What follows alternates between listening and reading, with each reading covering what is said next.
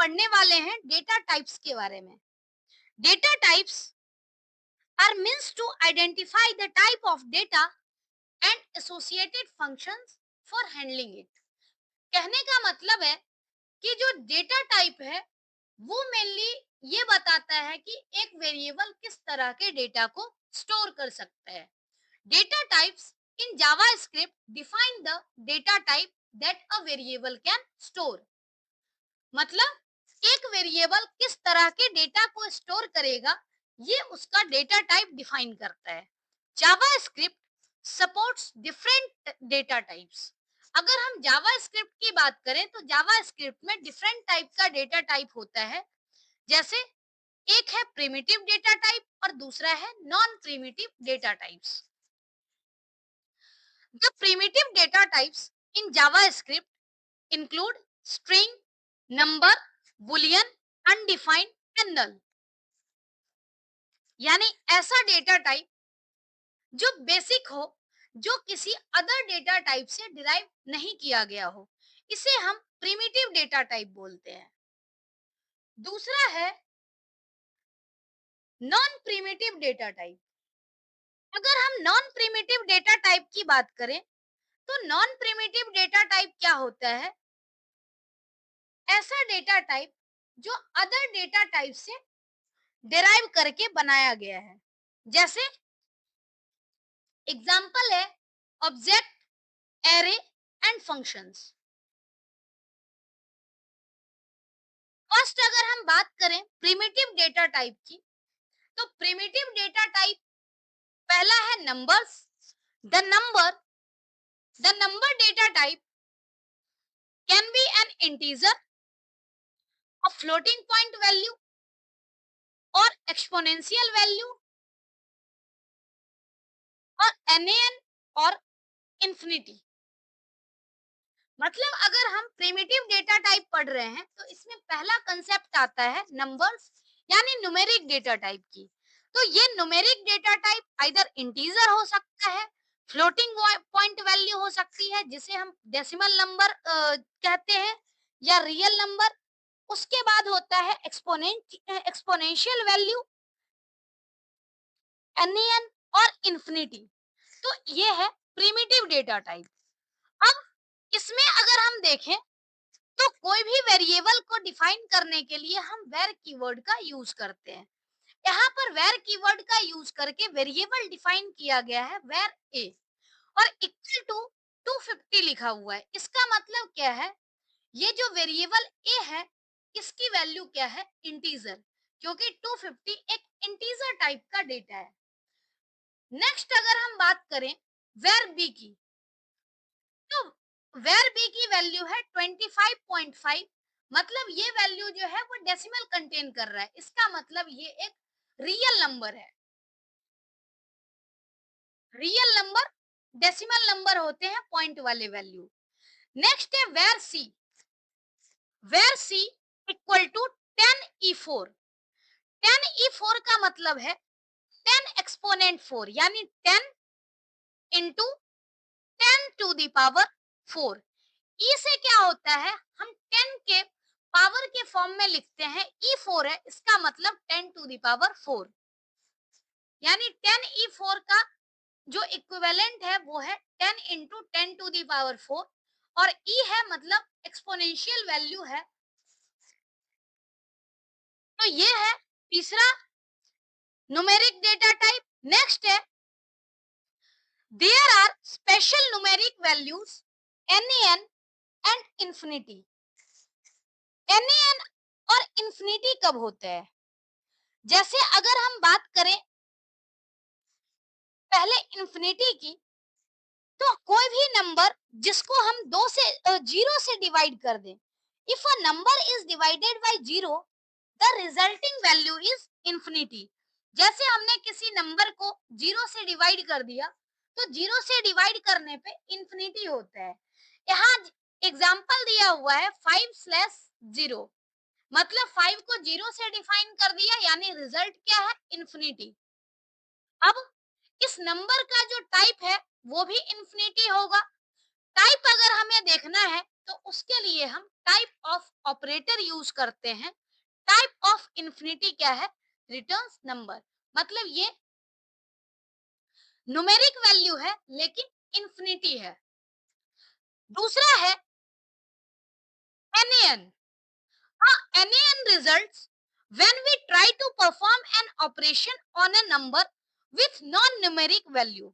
मतलब हम अगर किसी वैल्यू नॉन न्यूमेरिक वैल्यू को न्यूमेरिक वैल्यू के साथ ऑपरेशन परफॉर्म कराते हैं तो उस केस में रिजल्ट क्या आता है? NaN। यानी हाई, और हाई क्या है यहाँ पर? स्ट्रिंग है, क्योंकि सिंगल कोटेशन मार्क में हमने डिफाइन किया है। अब इसे अगर हम मल्टीप्लाइड बाय 5 लिखते हैं तो चूंकि स्ट्रिंग वैल्यू को मल्टीप्लाई करना पॉसिबल नहीं होता, इसका मतलब क्या है कि ये जो है ये ऑपरेशन परफॉर्म नहीं होगा, और इस केस में वैल्यू जो मिलती है वो क्या आती है? NaN। अगर हम NaN का टाइप देखें तो टाइप ऑफ ऑपरेटर का यूज कर सकते हैं। टाइप ऑफ ऑपरेटर का जब हम यूज करेंगे टाइप ऑफ NaN, तो रिटर्न क्या करेगा? नंबर। तो इस तरीके से हम देख सकते हैं कि ये जितना भी डेटा टाइप है, चाहे वो एक्सपोनेंट हो या फिर रियल नंबर हो, इंटीजर हो, NaN हो, इंफिनिटी हो, ये सब न्यूमेरिक डेटा टाइप है। नेक्स्ट डेटा टाइप है string. The string data type in JavaScript can be any group of character enclosed by single or double quotes or by backticks।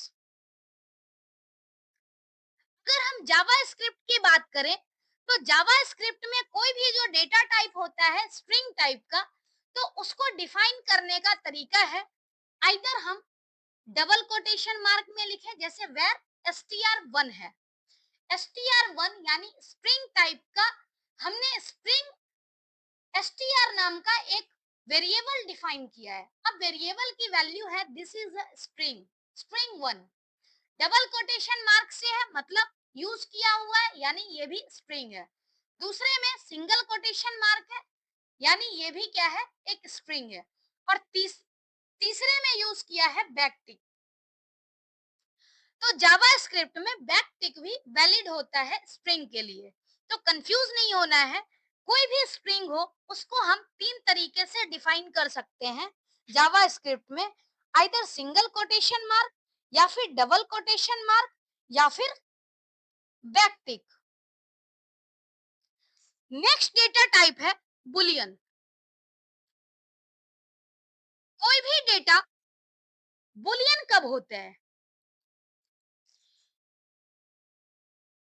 जब इसकी value either true हो या फिर false हो। The boolean data type has only two values, either true और false. It is mostly used to check a logical condition. मतलब जब भी हमें लॉजिकल कंडीशन चेक करनी हो तो उस केस में हम बुलियन डेटा टाइप का यूज करते हैं। Thus, booleans are logical data types which can be used for comparison of two variables or to check a condition। मतलब बुलियन डेटा टाइप का यूज हम तब करते हैं जब आइदर हमें कोई लॉजिकल एक्सप्रेशन दिए गए हो, कोई कंपैरिजन करनी हो या फिर कोई कंडीशन चेक करनी हो। सबका रिजल्ट क्या होता है? बुलियन टाइप का होता है, आइदर ट्रू और false. The true and false implies a yes for true and no for false.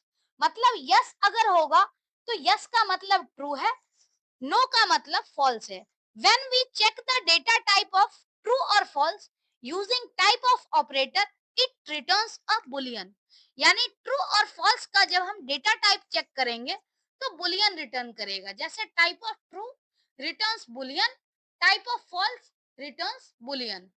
अगर हम एग्जांपल की बात करें तो एग्जाम्पल के लिए हमने यहाँ पर क्या किया है? दो वेरिएबल डिफाइन कर दिया। वेर a इक्वल टू 5 यानी a की value 5, var b equal to 6 मतलब b की वैल्यू क्या है? 6। तो a और b दो वेरिएबल डिफाइन किया है। अब हम अगर कंपेयर करें तो कंपैरिजन के लिए हम इक्वल टू साइन नहीं लिखते, डबल इक्वल टू साइन लिखना होता है। डबल इक्वल टू साइन जो है वो कंपैरिजन के लिए यूज होता है। तो जब वैल्यू बराबर होती तो उस केस में ट्रू आता। यहाँ चूंकि बराबर नहीं है ए की वैल्यू और ए और बी की वैल्यू, तो इस केस में रिटर्न क्या होता है, फॉल्स। तो बुलियन डेटा टाइप हमने पढ़ा, न्यूमेरिक पढ़ा, स्ट्रिंग पढ़ा। अब दो और डेटा टाइप है, अनडिफाइंड और नल। पहले हम देखते हैं undefined. Undefined data type means a variable that is not defined. Undefined के केस में क्या होता है, जब हम किसी वेरिएबल को डिफाइन नहीं करते हैं तो उसका डेटा टाइप क्या हो जाता है, undefined. The variable is declared but does not contain any value. मतलब हमने वेरिएबल डिक्लेयर तो कर दिया लेकिन उसकी कोई वैल्यू नहीं दी। तो जब वैल्यू नहीं है तो उस केस में क्या है कि हम रिजल्ट जो आएगा वो डेटा टाइप उसका क्या होगा, तो undefined. In the following example, variable a has been declared but has not been assigned a value yet। जैसे यहाँ पर वेरिएबल है वेर a, अगर वेर a इक्वल टू कुछ वैल्यू दे देते, इसका मतलब क्या है, हमने वेरिएबल यहाँ पर वैल्यू असाइन कर दी, लेकिन वेर a डिफाइन तो किया है लेकिन वैल्यू हमने दी ही नहीं। तो अब इस केस में क्या है, जब हम डॉक्यूमेंट डॉट राइट और a लिखेंगे तो a तो हमने चूंकि असाइन ही नहीं किया है कोई भी वैल्यू, तो इस केस में क्या होगा, ये अनडिफाइंड है। नेक्स्ट है null. The null in JavaScript is a data type that is represented by only one value, the null itself। मतलब जब हम कोई वेरिएबल को डिक्लेयर करते हैं और डिक्लेयर करने के बाद उसे हम नल वैल्यू असाइन कर देते हैं, तो नल वैल्यू असाइन करने से क्या होता है, उसका डेटा टाइप नल हो जाता है। A null value means no value. यहाँ हमने क्या किया, वेर ए डिफाइन किया है, var a equal to null, यानी हमने नल वैल्यू असाइन कर दी। अब हम जब डेटा टाइप इसको प्रिंट कर रहे हैं डॉक्यूमेंट डॉट राइट ए, तो ये क्या करेगा, नल वैल्यू रिटर्न करेगा। अगर हम इसके टाइप को देखें तो टाइप ऑफ ऑपरेटर यूज करते हैं, टाइप ऑफ ए, फिर हमें क्या मिलेगा, यहाँ पर डेटा टाइप जो है वो नल डेटा टाइप होता है। तो जितने भी हमने बेसिक डेटा टाइप का कंसेप्ट पढ़ा, ये सभी डेटा टाइप किसी और डेटा टाइप से मिलकर के नहीं बना हुआ है। सारे बेसिक डेटा टाइप है, चाहे वो न्यूमेरिक हो, स्ट्रिंग हो, बुलियन हो, अनडिफाइंड हो या फिर नल हो, जिसे हम नॉन प्रिमिटिव डेटा टाइप बोलते हैं। सॉरी, प्रिमिटिव डेटा टाइप को हम बेसिक डेटा टाइप भी कहते हैं। दूसरा है non primitive data type. Non primitive data type क्या है, जो अदर डेटा टाइप से मिल करके बना होता है। जैसे this data types of data, these types of data type are complex in nature which consist of more than one component। मतलब नॉन प्रिमिटिव डेटा टाइप कब होता है, जब इसमें मोर देन वन कंपोनेंट होते हैं। जैसे objects, array and functions are example of composite data type. यानी नॉन प्रिमिटिव डेटा टाइप को हम कंपोजिट डेटा टाइप भी कहते हैं, जैसे प्रिमिटिव डेटा टाइप को हम बेसिक डेटा टाइप कहते हैं। नेक्स्ट है object can. Object contains properties and methods, array contains a sequential list of elements and function contains a collection of statement। जैसे अगर हम नॉन प्रिमिटिव की बात कर रहे हैं तो ऑब्जेक्ट में क्या होता है, डिफरेंट प्रॉपर्टीज और मेथड्स होते हैं। इसी तरह से अगर हम एरे की बात करें तो एरे में क्या होता है, सिक्वेंशियल लिस्ट ऑफ एलिमेंट्स होता है, और फंक्शन में क्या होता है, कलेक्शन ऑफ स्टेटमेंट्स होते हैं।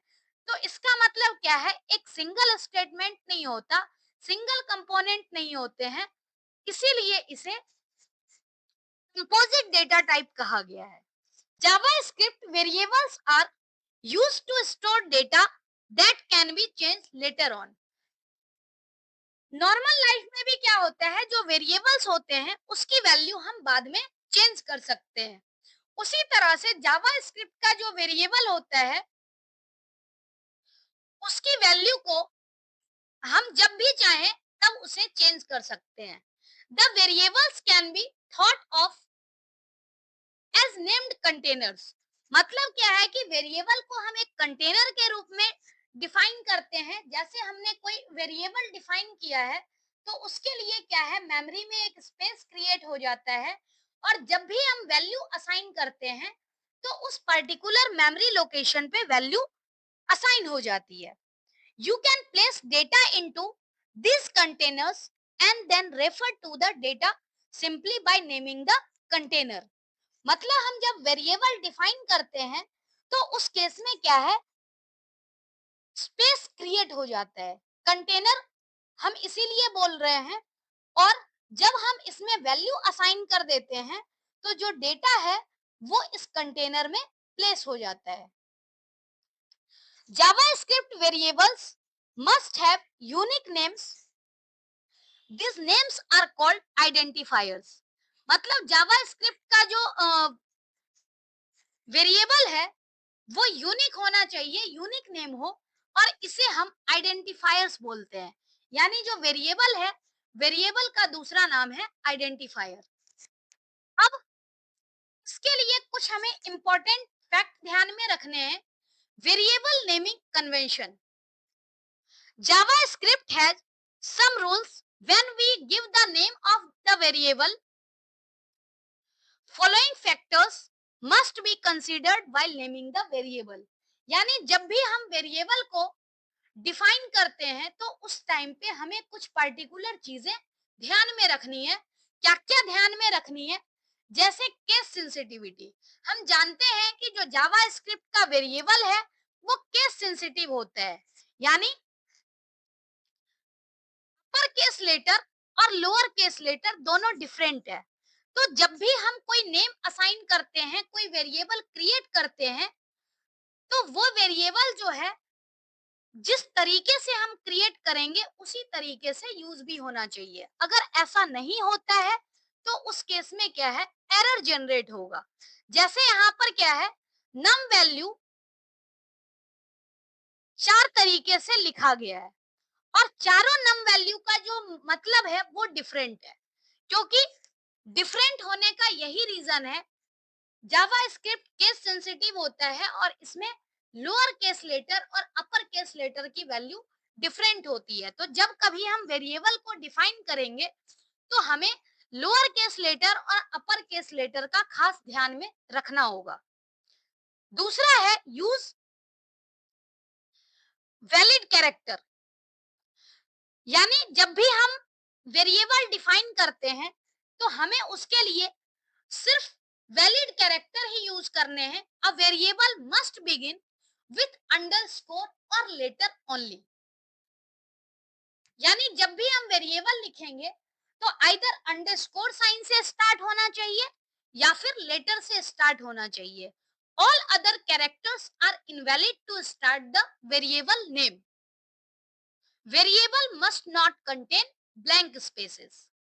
यानी वेरिएबल में अंडरस्कोर साइन होना चाहिए और लेटर होना चाहिए फर्स्ट पोजीशन पे। कोई भी जो कैरेक्टर है वो इसके अलावा नहीं होना चाहिए, वेरिएबल और लेटर और अंडरस्कोर के अलावा। वेरिएबल ब्लैंक स्पेस कंटेन नहीं करना चाहिए। ये सब चीज का हमें ध्यान में रखना है। दूसरा एक और चीज क्या ध्यान में रखना है कि लेटर के साथ साथ डिजिट हो सकते हैं, बस फर्स्ट पोजीशन पे डिजिट नहीं होगा। यानी वैलिड कैरेक्टर क्या क्या है, तो लेटर, डिजिट और अंडरस्कोर साइन। इसके अलावा कुछ भी वेरिएबल में नहीं होना चाहिए। लेकिन डिजिट कभी भी फर्स्ट पोजीशन पे ना हो, ये हमें ध्यान में रखना है। फर्स्ट पोजीशन के अलावा कहीं पर भी हो सकता है। तो ये फैक्ट है। अब जैसे एग्जांपल की अगर हम बात करें, जैसे अंडरस्कोर नम वैल्यू, तो ये भी वैलिड है। नम टू वैल्यू, इसमें बीच में डिजिट, ये भी वैल्यू है। नम वैल्यू भी वैलिड है, तो ये वैलिड है। अब अगर हम देखते हैं two num value first position पे डिजिट है, इसका मतलब ये इनवैलिड है। इसी तरह से नम वैल्यू में क्या है, अगले नम वैल्यू में स्पेस दिया गया है, ये भी इनवैलिड है। अंडरस्कोर साइन ठीक है, लेकिन स्पेस नहीं होना चाहिए। सेम अगले में भी स्पेस नहीं होना चाहिए। तो जो हमने रूल पढ़े हैं उसमें यही कहता है कि जो वेरिएबल है उसमें आइदर लेटर या डिजिट या अंडरस्कोर साइन हो, उसके अलावा कोई भी कैरेक्टर और स्पेस नहीं होना चाहिए, और लेटर फर्स्ट पोजीशन के अलावा कहीं हो। तो इतना हमें ध्यान में रखना है। नेक्स्ट है avoid reserve words.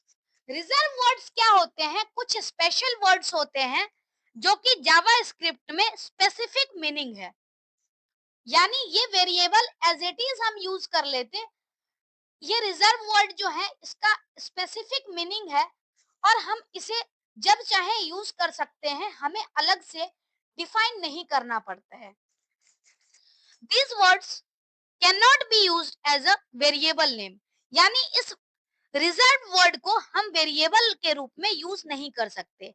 For example while is a reserved keyword, hence cannot be used as a variable name, यानी हमें रिजर्व वर्ड का यूज नहीं करना है। तो ये कुछ नेमिंग कन्वेंशन था, इसे हमें फॉलो करना है जब भी हम कभी वेरिएबल को डिक्लेयर करते हैं। अब यहाँ पर लिस्ट दी गई है रिजर्व वर्ड की। जावा स्क्रिप्ट में ये रिजर्व वर्ड है, इसकी स्पेशल मीनिंग है, ये आपको एज इट इज ध्यान में रखना होगा। आप यूज करते करते भी इसको याद कर सकते हो। तो ये रिजर्व वर्ड की लिस्ट है और इस सभी लिस्ट की स्पेशल मीनिंग है। ये हम रिजर्व वर्ड जावा में यूज जावा स्क्रिप्ट में कहीं पर भी वेरिएबल डिक्लेयर करने में यूज नहीं कर सकते हैं। नेक्स्ट है variable declaration and initialization. Variable को डिक्लेयर करने का तो रूल हमने पढ़ा है। अब नेक्स्ट है वेरिएबल को डिक्लेयर और इनिशियलाइज कैसे करते हैं। वेरिएबल पहला पॉइंट है variables in JavaScript can be defined using the keyword var, यानी जावा स्क्रिप्ट में वेरिएबल को डिफाइन करने के लिए हम वेर कीवर्ड का यूज करते हैं। Note that var is the keyword in JavaScript, यानी जावा स्क्रिप्ट में वेर एक कीवर्ड है जिसका यूज करके हम वेरिएबल को डिफाइन करते हैं। ऐसे ही फंक्शन कीवर्ड है और फंक्शन का यूज करके हम फंक्शन को डिफाइन करते हैं। दूसरा है the equal to sign is used to assign a value to the variable, यानी इक्वल टू को हम असाइनमेंट ऑपरेटर बोलते हैं। इसका यूज करके हम वेरिएबल में वैल्यू को असाइन करते हैं। Users can either separately declare the variable and then assign values to it or straight away declare and initialize the variable। जैसे क्या है कि हम ये भी कर सकते हैं कि पहले हमने डिफाइन कर दिया इसे where a और बाद में हम इसकी वैल्यू असाइन करते हैं, यानी a इक्वल टू 5। तो ऐसा भी हो सकता है, या फिर हम सिंपली इस तरीके से भी कर सकते हैं where a इक्वल टू 5। दोनों का मतलब एक ही है। आइदर हम डिक्लेरेशन और असाइनमेंट सेम स्टेटमेंट में करें या फिर अलग अलग करें, दोनों ही वैलिड हैं। फोर्थ स्टेटमेंट है JavaScript variables can hold a value of any data type. For example you can store a value of a number, string, boolean, object etcetera data type values in JavaScript variable. मतलब क्या है, JavaScript variable में हम किसी तरह के value को assign कर सकते हैं, चाहे वो नंबर हो, स्ट्रिंग हो, बुलियन हो या फिर ऑब्जेक्ट हो। The value type of a variable can change during the execution of program and JavaScript take care of it automatically. जैसे कई बार वेरिएबल हम असाइन करते हैं और वेरिएबल डिफाइन करने के बाद कोई पर्टिकुलर वैल्यू, जैसे हमने सपोज वेरिएबल डिफाइन करके 5 असाइन कर दिया, तो इस टाइम तो इसकी जो वैल्यू है वो क्या है, इंटीजर। लेकिन बाद में अगर इसका डेटा चेंज हो जाता है, सपोज 5 की जगह हम कोई स्ट्रिंग डिफाइन कर देते हैं, तो जावा स्क्रिप्ट जो है वो ऑटोमेटिक वेरिएबल के डेटा टाइप को चेंज कर देता है। अगर हम एग्जांपल देखें वेरिएबल का, तो एग्जाम्पल दिया गया है वेर एक्स। अब इस केस में क्या है, defines a variable X by default no value is assigned to this variable. और वेरिएबल हमने एक्स तो डिफाइन कर दिया, लेकिन इस केस में क्या है, हमने इसका कोई डेटा नहीं दिया है। इसका मतलब इस वेरिएबल एक्स का जो डेटा टाइप है वो क्या है, अनडिफाइंड है। दूसरा है वेर y इक्वल टू 0। अब वेर y इक्वल टू 0, इस केस में क्या है, हमने y वेरिएबल डिफाइन किया है और इसमें इंटीजर वैल्यू क्या होगा, 100। यानी 100 क्या है, इंटीजर है, तो इसका डेटा टाइप क्या होगा वेरिएबल का, वो इंटीजर होगा। नेक्स्ट है वेर कस्टमर, यानी declare the variable using the var keyword. और उसके बाद हमने कस्टमर दे दिया, कस्टमर इक्वल टू रोज।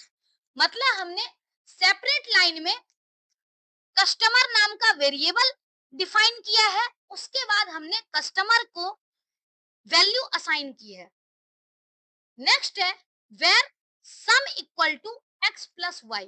अब इस केस में क्या है, जो सम है वो एक वेरिएबल है और ये एक्स और वाई के जो सम है उसकी वैल्यू को स्टोर कर रहा है। लास्ट में है var check equal to true, यानी चेक नाम का हमने वेरिएबल डिफाइन किया है और इसकी जो वैल्यू है वो ट्रू है, यानी इसका जो डेटा टाइप होगा वो वेरिएबल का डेटा टाइप बुलियन होगा। तो इस तरीके से वैल्यू के जो वैल्यू हम जो असाइन करते हैं उसके अकॉर्डिंग वेरिएबल का जो डेटा टाइप है वो चेंज हो जाता है। नेक्स्ट अगर हम बात करें वेरिएबल के स्कोप की, तो जावास्क्रिप्ट में दो वेरिएबल के स्कोप होते हैं, एक है ग्लोबल वेरिएबल, दूसरा है local variable. The global variable has a global scope. Global variable has global scope, which means it can be defined anywhere in your JavaScript code. यानी ग्लोबल वेरिएबल जो है वो एक ऐसा वेरिएबल है जिसका स्कोप इंटायर प्रोग्राम में होता है, ग्लोबली होता है। हम कहीं पर भी इस वेरिएबल को डिफाइन कर सकते हैं। दूसरा है local variable. Local variable will be visible only within a function where it is defined. मतलब लोकल वेरिएबल का स्कोप जो है वो किसी पर्टिकुलर ब्लॉक में है जहां पर वेरिएबल डिफाइन किया गया है। Function parameters are always local to that function. मतलब उस फंक्शन के अंदर जो भी हम लोग वेरिएबल डिफाइन कर रहे हैं, फंक्शन पैरामीटर डिफाइन कर रहे हैं, ये सब क्या होता है, लोकल वेरिएबल होता है। तो हमने वेरिएबल के बारे में भी पढ़ा और दो तरह के कंसेप्ट पढ़े, एक ग्लोबल और एक लोकल वेरिएबल का। ग्लोबल का स्कोप जो होता है वो इंटायर प्रोग्राम में होता है, जो लोकल वेरिएबल है उसका स्कोप विद इन ब्लॉक होता है। नेक्स्ट है जावास्क्रिप्ट लिटरल्स। अगर हम जावास्क्रिप्ट लिटरल की बात करें तो जावास्क्रिप्ट लिटरल्स क्या होता है, literals are the value that are assigned to a variable and depending on what literal we assign to a variable its data type will be fixed. मतलब जावास्क्रिप्ट में जैसे वेरिएबल है जिसकी वैल्यू फिक्स नहीं होती है, और लिटरल्स क्या होता है जिसकी वैल्यू फिक्स होती है, जैसे हम कांस्टेंट कहते हैं। JavaScript literals are the values that are assigned to a variable। मतलब वेरिएबल में जो हम वैल्यू असाइन करते हैं उसे हम लिटरल्स कहते हैं, और लिटरल्स के अकॉर्डिंग ही वेरिएबल का डेटा टाइप फिक्स होता है। जैसे अगर हम एग्जांपल की बात करें तो यहाँ पर है वेर ए और डबल कोटेशन मार्क में लिखा हुआ है रोमन नंबर्स।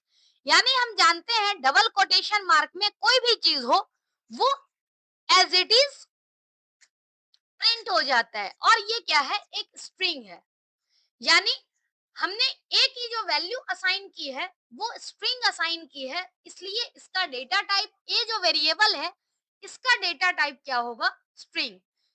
नेक्स्ट है where B equal to 45।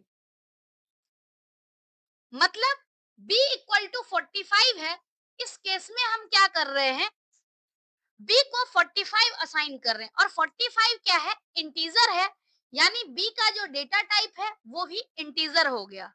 Next है वेर x इक्वल टू 90.78, यानी x की वैल्यू यहाँ पर क्या है, पॉइंट में।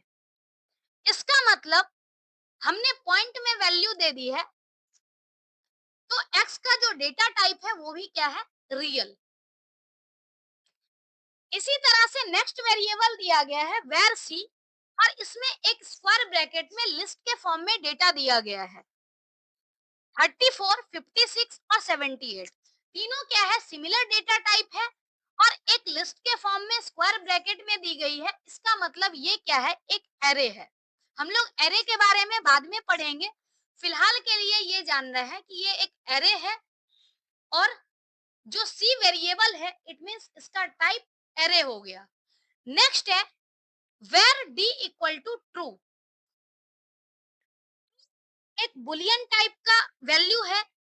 इस इसका मतलब क्या है कि हमने डी को बुलियन वैल्यू असाइन की है, इसलिए डी का डेटा टाइप क्या होगा, बुलियन। तो इसीलिए हम लोग कह रहे थे कि जब हम किसी पर्टिकुलर वेरिएबल को वैल्यू असाइन करते हैं, तो वो वैल्यू डिसाइड करती है कि जो वेरिएबल का डेटा टाइप क्या होगा। In JavaScript, operator is a symbol that performs an operation on one or more operand। अगर हम ऑपरेटर की बात करें तो ऑपरेटर एक सिंबल होता है जो एक या एक से ज्यादा ऑपरेंड के ऊपर काम करता है। वो ऑपरेंड चाहे वेरिएबल हो या फिर कोई वैल्यू हो, ऑपरेंड कुछ भी हो सकता है, और आफ्टर ऑपरेशन रिजल्ट परफॉर्म करते हैं। जैसे अगर हम एग्जांपल देखें तो यहाँ पर एक एक्सप्रेशन दिया गया है 5+3। तो इस एक्सप्रेशन में 5 और 3 क्या है, ये ऑपरेंड है, वैल्यू है, और प्लस साइन यहाँ पर ऑपरेटर है। अगर हम ऑपरेटर की बात करें तो जावा स्क्रिप्ट में कुछ ऑपरेटर्स हैं, जैसे अरिथमेटिक ऑपरेटर्स, कंपैरिजन जिसे रिलेशनल ऑपरेटर कहते हैं, लॉजिकल ऑपरेटर्स, असाइनमेंट ऑपरेटर्स। ये कुछ ऑपरेटर हैं जिसका हम अपने प्रोग्राम में यूज करते हैं। पहला है arithmetic operator. There are following arithmetic operators supported by JavaScript language. Assume variable a hold 10 and variable b hold 20। अगर हम अरिथमेटिक ऑपरेटर की बात करें तो अरिथमेटिक ऑपरेटर ऐसा ऑपरेटर है जिसका हम डेली लाइफ में भी यूज करते हैं।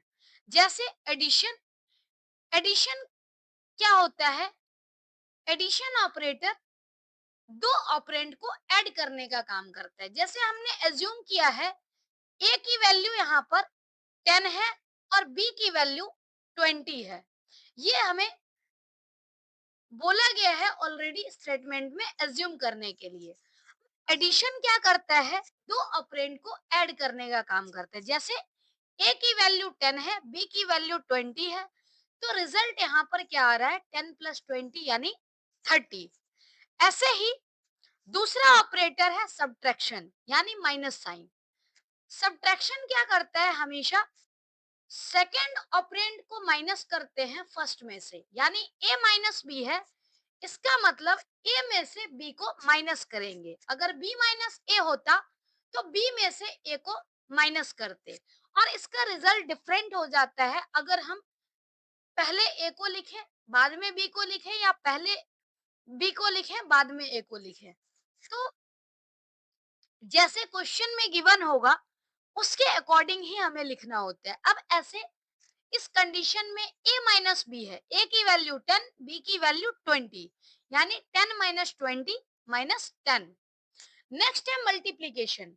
मल्टीप्लीकेशन में क्या होता है, दो ऑपरेंड का मल्टीप्लीकेशन होता है। जैसे a multiplied by b will give 200, यानी 10 इंटू 20 200। नेक्स्ट है डिवीजन। डिवीजन ऑपरेटर क्या करता है, न्यूमरेटर को डिनोमिनेटर से हम डिवाइड करते, जैसे यहाँ पर दिया गया है b डिवाइडेड बाय a, यानी b की वैल्यू है 20, a की वैल्यू है 10, तो 20 डिवाइडेड बाय 10, इसका रिजल्ट आता है 2। नेक्स्ट है modulus operator. Modulus operator gives the remainder after the integer division. जैसे हम लोग क्या करते हैं, एक वैल्यू को जब दूसरे वैल्यू से हम डिवाइड कर देते हैं, तो उस केस में क्या होता है, जब कंप्लीट डिवीजन पॉसिबल नहीं होता है, तो उस केस में इंटीजर वैल्यू के बाद कुछ वैल्यू रिमेनिंग बच जाती है। जैसे अगर हम बात करें b डिवाइडेड बाय a, तो यहाँ पर b डिवाइडेड बाय a तो कंप्लीटली है, डिविजिबल हो रहा है, तो इस केस में रिमाइंडर 0 है। इसी जगह अगर 20 की जगह 21 हो जाए, तो इस केस में 21 डिवाइडेड बाय 2 लिखने से क्या होता है, 2 तो 2 टाइम्स तो डिवाइड हो जाएगा, लेकिन 1 यहाँ पर रिमेनिंग होगा, जिसे हम रिमाइंडर कहते हैं।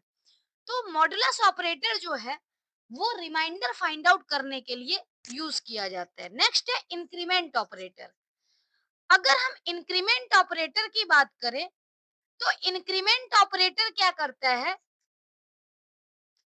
किसी गिवन वैल्यू का इंक्रीमेंट कर देता है 1 से। जैसे increment operator increases integer value by 1, यानी इस केस में क्या है, हमारे पास जो वैल्यू है गिवन वो है a की वैल्यू 10। जब हम a प्लस प्लस लिखते हैं, तो इस केस में क्या हो रहा है, a प्लस प्लस यानी a की वैल्यू जब 10 थी, तो ये वैल्यू 11 हो चुकी है। ऐसे ही नेक्स्ट ऑपरेटर है डिक्रीमेंट ऑपरेटर। डिक्रीमेंट ऑपरेटर क्या करता है, इंटीजर वैल्यू को 1 से डिक्रीज कर देता है। अब जैसे a की वैल्यू 10 है, तो डिक्रीमेंट ऑपरेटर क्या करेगा, 10 को 10 से 1 माइनस कर देगा, तो यहाँ पर रिजल्ट हमें मिल रहा है 9। तो ये डिक्रीमेंट ऑपरेटर का कंसेप्ट है। नेक्स्ट है exponent. Exponent operator arithmetic operator का सबसे लास्ट है, सबसे लास्ट ऑपरेटर है, और इसमें क्या होता है, it can be use to give one value raise to the power another value. अब जैसे यहाँ पर a डबल स्टार 2 है, इसका मतलब क्या है, a और डबल स्टार का मतलब पावर, तो a का पावर 2। तो a की वैल्यू यहाँ पर हमारे पास गिवन है 10, तो 10 का स्क्वायर जब हम करते हैं, तो 10 का स्क्वायर यानी 100। तो इस तरीके से क्या है, एक्सपोनेंट कैलकुलेट हो जाता है। अब नेक्स्ट ऑपरेटर हमें पढ़ना है कंपैरिजन ऑपरेटर। कंपैरिजन ऑपरेटर क्या होता है, जब हम किसी वैल्यू का कंपैरिजन करते हैं और कंपैरिजन के आधार पे जो रिजल्ट आता है वो आइदर ट्रू या फिर फॉल्स आता है। There are some of the comparison operators supported by JavaScript language. हम कंपैरिजन ऑपरेटर में क्या करते हैं, दो वैल्यू का कंपैरिजन करते हैं, और कंपैरिजन करने पे जो रिजल्ट आता है उस रिजल्ट को हम फाइनल रिजल्ट मानते हैं, और वो फाइनल रिजल्ट आइदर ट्रू होता है या फिर फॉल्स होता है। जैसे यहाँ पर a की वैल्यू गिवन है 10 और b की वैल्यू है 20। डबल इक्वल टू साइन जो है ये कंपैरिजन ऑपरेटर के लिए है equal sign. Checks if the value of two operands are equal और नॉट। मतलब इक्वल ऑपरेटर से हम क्या चेक करते हैं कि जो दो ऑपरेंड दिए गए हैं वो इक्वल है या नहीं। अगर इक्वल होता है तो उस केस में रिजल्ट ट्रू मिलता है, इक्वल नहीं होने के केस में रिजल्ट फॉल्स मिलता है। जैसे a की वैल्यू 10 है और b की वैल्यू 20 है, इसका मतलब 20 बराबर नहीं हो सकता, यानी a और b का जो रिजल्ट है ये आ रहा है फॉल्स। दूसरा है नॉट इक्वल। नॉट इक्वल में क्या होता है, दो वैल्यू की कंपैरिजन की जाती है और कंपैरिजन करने के बाद अगर ये लगता है कि दोनों रिजल्ट जो है दोनों वैल्यू सेम नहीं है, तो चूंकि हम नॉट इक्वल चेक कर रहे हैं तो सेम नहीं होने पे रिजल्ट ट्रू आएगा, अदरवाइज फॉल्स आएगा। तो इस केस में ए की वैल्यू 10 है, बी की वैल्यू 20 है, तो 10 नॉट इक्वल टू 20, मतलब ये वैल्यू जो है ये ट्रू है। नेक्स्ट है ग्रेटर देन। ग्रेटर देन का मतलब है कि इसमें लेफ्ट ऑपरेंड की वैल्यू ग्रेटर होनी चाहिए राइट ऑपरेंड से। जैसे हम मान लेते हैं वैल्यू हमारे पास है 10 और 10 ग्रेटर देन 20, तो ये ट्रू कब होगा? जब पहली वैल्यू ग्रेटर हो और दूसरी वैल्यू स्मॉल हो। लेकिन पहली वैल्यू इस केस में ग्रेटर नहीं है, इसका मतलब ये कंडीशन फॉल्स हो गया। अगर पहली वैल्यू ग्रेटर होगी तो कंडीशन ट्रू होगा। लेस देन के कंपैरिजन में क्या है, अगर पहली वैल्यू लेस होती है यानी जो लेफ्ट ऑपरेंड है वो लेस होगी, राइट ऑपरेंड ग्रेटर होगा, तो इस केस में कंडीशन ट्रू होगा। जैसे वैल्यू है 10, फर्स्ट वैल्यू 10 है, लेस देन 20। अब ये कंडीशन एग्जिस्ट कर रहा है क्योंकि यहाँ पर लेफ्ट ऑपरेंड की वैल्यू कम है और राइट ऑपरेंड की वैल्यू ज्यादा है। इसका मतलब ए लेस देन बी इस कंडीशन में ट्रू होगा। नेक्स्ट है greater than equal to. Greater than equal to के केस में क्या होता है, लेफ्ट ऑपरेंड को हम राइट ऑपरेंड से कंपैरिजन करते हैं। और जैसे पहले के केस में क्या था, पहले जैसे ग्रेटर देन लेस देन के केस में क्या हो रहा था कि आइदर ग्रेटर या फिर लेस चेक होता था। ग्रेटर देन इक्वल टू के केस में क्या हो रहा है, आइदर ग्रेटर हो या फिर इक्वल टू हो। अगर दोनों में से एक भी कंडीशन ट्रू है तो रिजल्ट यहाँ पर ट्रू आएगा, अदरवाइज फॉल्स आएगा। जैसे यहाँ पर ए की वैल्यू 10 है और बी की वैल्यू 20 है, ग्रेटर देन और इक्वल टू। इसमें अगर हम कंपेयर करते हैं तो क्या 10 ग्रेटर देन 20 है? पहला कंडीशन भी फॉल्स हो गया। दूसरा 10 इक्वल टू 20, तो दोनों ही कंडीशन फॉल्स है, तो इसलिए रिजल्ट यहाँ पर फॉल्स आ रहा है। अदरवाइज ग्रेटर और इक्वल टू दोनों में से कोई एक भी वैल्यू अगर मैच कर जाए तो रिजल्ट क्या आता? ट्रू। ऐसे ही लेस देन के केस में क्या होता है, लेफ्ट और राइट जो ऑपरेंड होती है दोनों की वैल्यू कंपेयर करते हैं। अगर लेफ्ट ऑपरेंड लेस हो या फिर इक्वल हो तो लेस या इक्वल दोनों के केस में हम कंपैरिजन करेंगे और अगर कंडीशन एग्जिस्ट करता है इसका मतलब वैल्यू ट्रू है। जैसे 10 लेते हैं और लेस देन इक्वल टू 20, इसको जब हम कंपेयर कर रहे हैं तो 10 क्या लेस देन 20 है, मतलब पहला ही कंडीशन ट्रू हो गया। लेकिन 10 इक्वल टू 20 नहीं है, तो चूंकि यहाँ पर क्या करना है, एक भी कंडीशन अगर ट्रू हो जाए तो इसका रिजल्ट जो है वो ट्रू आता है, चाहे लेस हो या फिर इक्वल हो। तो इस तरीके से हम कंपैरिजन ऑपरेटर का रिजल्ट देख सकते हैं। कंपैरिजन स्टेटमेंट क्या करता है, हमेशा एक बुलियन वैल्यू रिटर्न करता है, आइदर ट्रू या फिर फॉल्स। इसी तरह से नेक्स्ट ऑपरेटर जो है वो है लॉजिकल ऑपरेटर। लॉजिकल ऑपरेटर क्या करता है,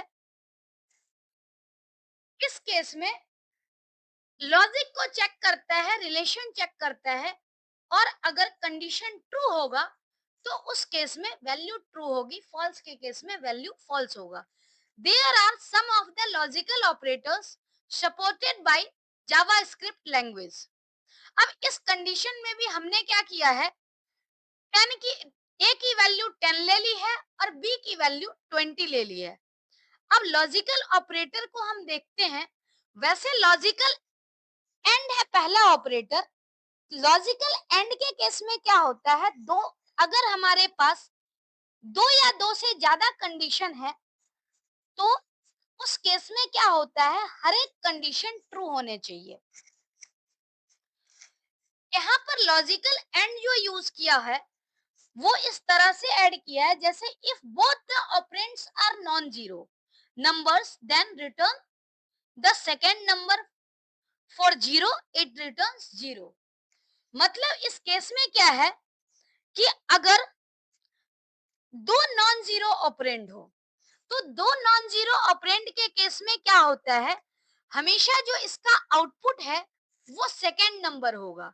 और अगर कोई भी वैल्यू जीरो हो जाए इसका मतलब क्या है, ओवरऑल इसका रिजल्ट जीरो होगा। नॉन जीरो का मतलब हमेशा क्या होता है, value true. Non zero value true होती है और जीरो क्या होता है, फॉल्स। तो यहाँ पर अगर हम इस फैक्ट को देखें, if both the operands are non-zero numbers, then output will be second number, for zero it returns zero। मतलब 10 and 20 दोनों ही नॉन जीरो नंबर है तो इस केस में आउटपुट आ रहा है 20। ऐसे ही 20 एंड 10 नॉन जीरो नंबर है तो आउटपुट क्या आ रहा है यहाँ पर 10। और अगला जो नंबर है इसमें एक्सप्रेशन में कंडीशनल ऑपरेटर को कंबाइन किया हुआ है। अब 10 ग्रेटर देन 9 क्या होता है, क्योंकि 10 ग्रेटर है 9 स्मॉलर है, मतलब ये कंडीशन क्या हो गई, ट्रू।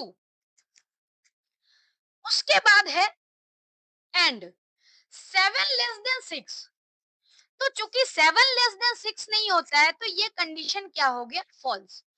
और एंड के केस में जब एक भी फॉल्स हो जाए तो ओवरऑल रिजल्ट क्या होता है, फॉल्स। तो ये हमने देख लिया। अब अगला जो एग्जांपल है वो है 1 लेस देन इक्वल टू 5। तो 1 इक्वल टू 5 तो नहीं है लेकिन 1 5 से लेस है, इसका मतलब ये भी कंडीशन हो गया ट्रू। एंड 2 इक्वल टू 2.0, कोई नंबर अगर इंटीजर में है तो इंटीजर का डेटा टाइप फ्लोट हो सकता है, यानी 2 डबल इक्वल टू 2.0 दोनों एक ही चीज है। तो मतलब इसके केस में क्या है, वैल्यू ट्रू हो सकती है, क्योंकि आपने कंसेप्ट देखा होगा कि जैसे अगर हम दो, एक वैल्यू हमारा इंटीजर हो और एक वैल्यू फ्लोट हो, तो उस केस में जब हम दो नंबर को ऐड करते हैं तो हमेशा पॉइंट में रिजल्ट आता है। तो ऐसे ही पॉइंट में रिजल्ट आ सकता है। तो इस केस में अगर हम कंपेयर करें तो एक वैल्यू 2 है इंटीजर और दूसरी वैल्यू भी 2 ही है, सिर्फ उसका लिखने का तरीका अलग है। तब हम क्या कह सकते हैं कि दोनों वैल्यू जो है वो ट्रू है। जब दोनों ट्रू है तो ओवरऑल आउटपुट क्या आएगा, ट्रू। तो इस तरह से एंड ऑपरेटर जो है वो काम करता है। एंड के केस में हमेशा सेकेंड वैल्यू आउटपुट होती है। ऐसे ही लॉजिकल और के केस में क्या होता है, if both the operands are non zero then output will be first number, if one of them is zero it returns the non zero number. यानी लॉजिकल एंड के केस में क्या हो रहा है कि अगर दो नॉन जीरो नंबर होंगे तो पहला नंबर जो है वो आउटपुट होगा। 10 20 में आउटपुट क्या है, 10। 20 10 में आउटपुट है 20। तो इस तरीके से लॉजिकल और काम करता है। दूसरा नॉन जीरो के, जीरो के केस में क्या होगा, क्योंकि एंड के केस में अगर जीरो यानी एक भी फॉल्स हो जाए तो रिजल्ट क्या हो जाता है, फॉल्स। लेकिन और के केस में क्या है कि एक भी ट्रू होने से रिजल्ट ट्रू हो जाता है। तो इस केस में अगर एक भी नॉन जीरो नंबर हमें मिलता है और बाकी अगर सारे जीरो भी हैं तो नॉन जीरो वाला हमें आउटपुट मिलेगा। जैसे 10 और जीरो लिखा हुआ है तो ही रिजल्ट 10 होगा, जीरो और 10 होगा उस केस में भी आउटपुट 10 होगा। दूसरा केस क्या है, in other cases it gives false only if both conditions are false otherwise gives true। जैसे एंड के केस में होता है कि जब सारे वैल्यू ट्रू होंगे तो रिजल्ट ट्रू होगा, अदरवाइज फॉल्स होगा। एंड के केस में क्या होता है कि जब एक भी कंडीशन ट्रू हो जाए तो रिजल्ट ट्रू होगा, अगर सारे फॉल्स होंगे तभी फॉल्स हो सकता है। तो उस केस में यहाँ पर हम एग्जांपल देखें। पहला एग्जांपल है 45 लेस देन इक्वल टू 49। तो 45 49 के बराबर तो नहीं है लेकिन लेस तो है, यानी पहला रिजल्ट है ट्रू। और 7 लेस देन 9, तो 7 लेस देन 9 ये भी रिजल्ट ट्रू है, तो मतलब दूसरी वैल्यू भी है ट्रू, यानी ट्रू ट्रू ओवरऑल मिला करके ये रिजल्ट आ रहा है ट्रू। दूसरे में अगर हम देखें तो यहाँ पर क्या है, 1 ग्रेटर देन इक्वल टू 5। तो 1 ग्रेटर देन इक्वल टू 5, ना ग्रेटर का कंडीशन ट्रू है ना इक्वल का कंडीशन ट्रू है, तो मतलब इसका रिजल्ट आ रहा है फॉल्स। उसके बाद हम लिखते हैं और फिर 2 और 2.7 दोनों कंपेयर कर रहे हैं, दोनों इक्वल नहीं हो सकता। इसका मतलब क्या है, ये भी फॉल्स है। तो जब दोनों फॉल्स है तो इस कंडीशन में ओवरऑल रिजल्ट जो है वो फॉल्स आएगा। तीसरा है लॉजिकल नॉट। लॉजिकल नॉट के केस में क्या होता है, it is used to reverse the logical state of its operand. If the condition is true then logical not operator will make it false, और कंडीशन फॉल्स के case में logical not operator true कर देगा। तो जैसे यहाँ पर not use किया हुआ है, तो नॉट को हम पहले नहीं देखेंगे, नॉट को बाद में देखना है। पहले हमें क्या करना है, जो ब्रैकेट में है उसे इवेलुएट करना। तो जैसे 10 ग्रेटर देन 9, तो ये रिजल्ट क्या है, 10 ग्रेटर देन 9 क्योंकि ट्रू होता है तो हमने लिख दिया ट्रू। नेक्स्ट है एंड 7 लेस देन 6, तो 7 लेस देन 6 ये रिजल्ट फॉल्स है। तो एक वैल्यू जब ट्रू है और दूसरी वैल्यू फॉल्स है तो एंड जो है वो फॉल्स रिटर्न करता है, यानी इसका रिजल्ट आएगा फॉल्स।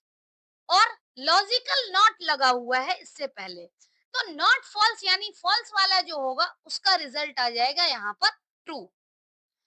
दूसरा एग्जांपल है 45 less than equal to 49। 45 less than equal to 49 में क्या है, 45 तो 49 से लेस है, ये कंडीशन ट्रू हो गया। इक्वल टू नहीं है लेकिन लेस तो है, इसलिए ये रिजल्ट ट्रू होगा। और 7 लेस देन 9, 7 लेस देन 9 इसका मतलब ये भी ट्रू है। तो ट्रू और ट्रू दोनों मिला करके ओवरऑल रिजल्ट जो है वो ट्रू आ रहा है, लेकिन हमने क्या कर दिया, नॉट यूज किया है। तो ट्रू के केस में अगर नॉट यूज किया हुआ है तो रिजल्ट क्या आएगा, फॉल्स। तो इस तरीके से लॉजिकल नॉट ऑपरेटर जो है वो काम करता है। तो ये हमने कंपैरिजन ऑपरेटर, असाइनमेंट ऑपरेटर और कंपैरिजन ऑपरेटर, लॉजिकल ऑपरेटर और अरिथमेटिक ऑपरेटर पढ़ा। अब लास्ट ऑपरेटर हमें पढ़ना है, वो है असाइनमेंट ऑपरेटर। लेकिन उससे पहले एक और चीज हम लोग देख लेते हैं। जैसे यहाँ पर क्या है, अगर लॉजिकल ऑपरेटर की बात करें तो कई बार ऐसा भी होता है कि एक स्टेटमेंट में मल्टीपल लॉजिकल ऑपरेटर हो। मल्टीपल लॉजिकल ऑपरेटर जैसे कि नॉट भी हो, एंड भी हो और भी हो। तो उस केस में सबसे पहले हम नॉट को इवेलुएट करते हैं, फिर एंड को करते हैं और सबसे लास्ट में और का इवेल्युएशन होता है। इस केस में हमने नॉट को बाद में इसलिए किया था क्योंकि यहाँ ब्रैकेट में जो है वो डेटा दिया गया था, तो इसका मतलब क्या है, इवेल्युएशन पहले ब्रैकेट का होता है, इसलिए हमने नॉट को बाद में इवेलुएट किया था। तो ये कंसेप्ट है लॉजिकल ऑपरेटर का। नेक्स्ट हम पढ़ते हैं असाइनमेंट ऑपरेटर। असाइनमेंट ऑपरेटर क्या होता है, असाइनमेंट ऑपरेटर का जो यूज है किसी भी वेरिएबल में वैल्यू असाइन करने के लिए किया जाता है। In JavaScript an assignment operator is used to assign a value to a variable. पहला जो सिंपल असाइनमेंट ऑपरेटर होता है वो है इक्वल टू साइन। जैसे इसमें क्या है, राइट साइड की जो वैल्यू है वो लेफ्ट साइड असाइन हो जाती है। जैसे यहाँ लिखा हुआ है z equal to x plus Y, इसका मतलब क्या है, x प्लस वाई पहले इवेलुएट होगा और इसका जो रिजल्ट है वो z में स्टोर हो जाएगा। तो ये सिंपल असाइनमेंट ऑपरेटर काम करता है। इस केस में अगर हम ध्यान दें तो टोटल 3 वेरिएबल यूज किया गया है, यानी 2 वेरिएबल एडिशन के लिए और तीसरा वेरिएबल हमने यूज किया है जेड में वैल्यू को स्टोर करने के लिए, यानी तीसरा वेरिएबल जो है वो है जेड। अब कई बार ऐसा भी होता है कि हमें एक कम वेरिएबल यूज करना हो, तो उस केस में हम क्या करते हैं, जैसे इसे हम शॉर्ट हैंड ऑपरेटर भी कहते हैं। जैसे अगर हम देखें प्लस इक्वल टू है, यानी एड एंड असाइनमेंट, ये क्या करता है, it adds the right operand to the left operand and assigns the result to the left operand. मतलब पहले राइट को लेफ्ट ऑपरेंड के साथ ऐड करता है और उसके बाद जो रिजल्ट है वो लेफ्ट में असाइन हो जाता है। जैसे z plus equal to X, इसका मतलब क्या है, पहले तो राइट और लेफ्ट ऑपरेंड जैसे यहाँ ऐड हो गया, इसकी वैल्यू लेफ्ट ऑपरेंड में असाइन हो गई, यानी जेड में। ऐसे ही सब्ट्रैक्ट एंड असाइनमेंट काम करता है। पहले राइट में से, लेफ्ट में से राइट ऑपरेटर जो है, राइट ऑपरेंड, उसे माइनस करते हैं। जैसे z minus equal to X, इसका मतलब क्या है, पहले z माइनस एक्स होगा और इसकी वैल्यू जो है वो z में असाइन हो जाएगी। इसी तरह से मल्टीप्लाई काम करता है। मल्टीप्लाई में भी लेफ्ट और राइट ऑपरेंड जो है, पहले हम मल्टीप्लाई करते हैं। जैसे z multiply equal to X, इसका मतलब क्या है, z मल्टीप्लाई एक्स और इसकी वैल्यू z में स्टोर हो जाती है। ऐसे ही डिवाइड एंड असाइनमेंट में क्या होता है, पहले लेफ्ट वैल्यू को हम राइट से डिवाइड करते हैं। जैसे z slash equal to x, यानी z स्लैश एक्स, और ये डिवाइड करके हमने लेफ्ट में स्टोर कर दिया है। इसी तरह से मॉडुलस इक्वल टू भी काम करता है, यानी मॉडुलस और असाइनमेंट। इसमें क्या होता है, z modulus equal to x, यानी पहले z मॉडुलस एक्स होता है और इसकी जो वैल्यू है वो z में असाइन होती है। तो ये जो सिंपल असाइनमेंट ऑपरेटर के अलावा जितने भी ऑपरेटर दिए गए हैं, उसमें एक वेरिएबल की जो रिक्वायरमेंट है वो कम हो जाती है और इस कारण से इसे हम शॉर्ट हैंड ऑपरेटर भी कहते हैं। नेक्स्ट है, कुछ इंपॉर्टेंट डिफरेंस है। जैसे equal to symbol, in general हम क्या करते हैं, इक्वल टू सिंबल जो है वो हम बराबर चेक करने के लिए करते हैं। जैसे the equal symbol represents equal to in math, मतलब मैथ में इक्वल सिंबल जो है वो इक्वल टू के लिए यूज किया जाता है, लेकिन प्रोग्रामिंग में इक्वल टू सिंबल जो है वो वैल्यू असाइनमेंट के लिए किया जाता है। ऐसे ही the left hand side of the equal sign is always variable and the right hand side may be a number, a string, a variable or an expression। यानी लेफ्ट साइड हमेशा क्या होगा, एक वेरिएबल होगा और राइट साइड में कुछ भी हो सकता है, नंबर हो, स्ट्रिंग हो, कोई वेरिएबल हो या एक्सप्रेशन हो। जैसे यहाँ पर हम देखें x इक्वल टू 10 है, तो मतलब x एक वेरिएबल है और 10 वैल्यू असाइन किया गया है, x लेफ्ट साइड में है। ऐसे ही y है, y इक्वल टू 6, तो y भी है, लेफ्ट साइड में है। नेक्स्ट अगर हम देखें x equal to x plus 1, यानी यहाँ पर एक एक्सप्रेशन लिखा गया है x equal to x plus one, यानी x की वैल्यू 10 है, तो 10 प्लस वन, और ये x में जब स्टोर होगा तो x की वैल्यू हो जाएगी 11। नेक्स्ट में x की वैल्यू हमारी कितनी है, 11 हो चुकी है, तो 11 वैल्यू है x की और y की वैल्यू 6 है, तो 11 प्लस 6 और ये रिजल्ट आएगा 17। तो इस तरह से अगर हम कोई वेरिएबल की वैल्यू चेंज करते हैं तो वो वैल्यू अगली लाइन में रिफ्लेक्ट होती है। The equal to symbol is used to compare something on the left side to right side. मतलब अगर हम सिंगल इक्वल टू और डबल इक्वल टू को देखें तो सिंगल इक्वल टू जो होता है वो असाइनमेंट के लिए यूज किया जाता है और डबल इक्वल टू कंपैरिजन के लिए यूज करते हैं। ऐसे ही सिंगल स्टार और डबल स्टार होते हैं। सिंगल स्टार मल्टीप्लाई के लिए जिसे हम अस्ट्रिक साइन बोलते हैं, और डबल स्टार जो है वो एक्सपोनेंट के लिए हम यूज करते हैं।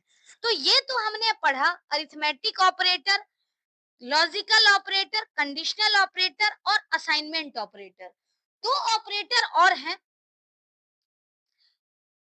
कंडीशनल ऑपरेटर और टाइप ऑफ ऑपरेटर। पहले हम देखते हैं कंडीशनल ऑपरेटर को।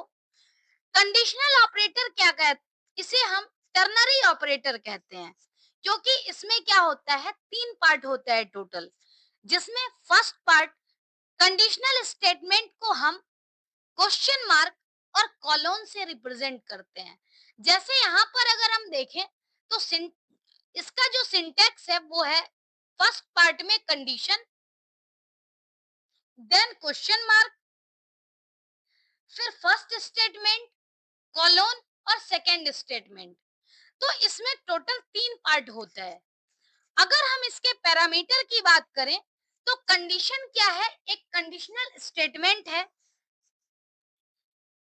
जिसकी वैल्यू आइदर ट्रू आएगी या फिर फॉल्स आएगी।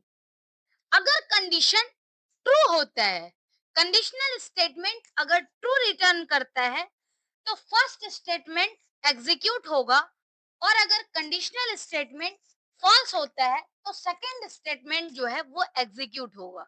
जैसे यहाँ पर ये तो हमने वेरिएबल यूज कर लिया है स्टेटस।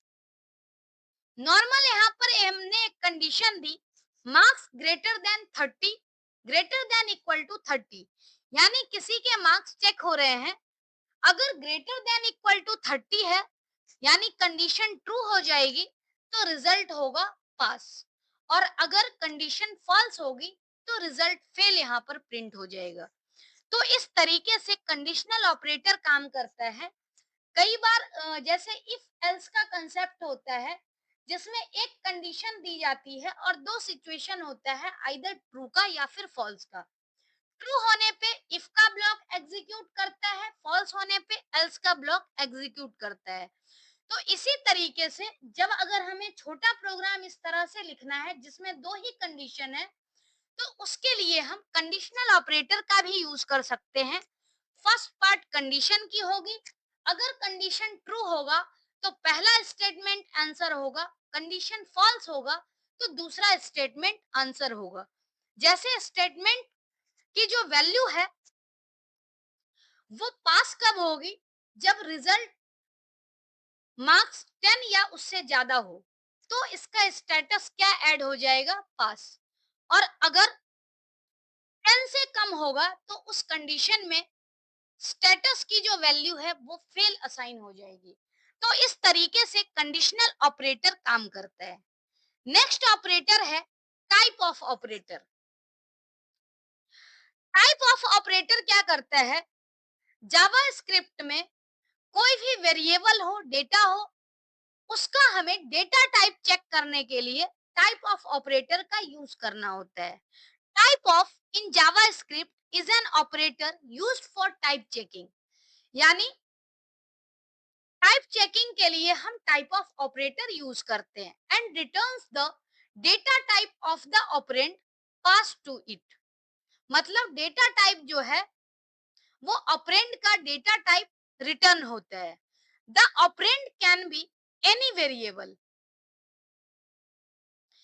फंक्शन और object whose type you want to find out using the type of operator।